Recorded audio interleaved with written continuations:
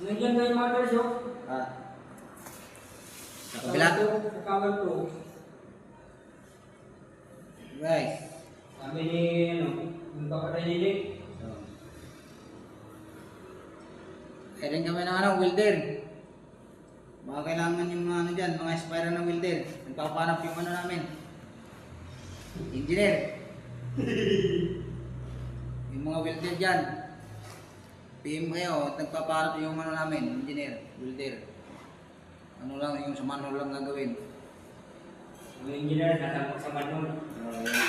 Welder na Kahit hindi masyadong yung walang chito, pwede na yun. Yung plumber, pwede rin, basta may chito. Malayo itatapon sa Bagyo. Bagyo na? Nagaganda siya ng pala-pala. Punta dako ng dami nila naghahila. Ang dami. 4, 5. Ano 5? 8? Kailangan pa ng 30 dito baka.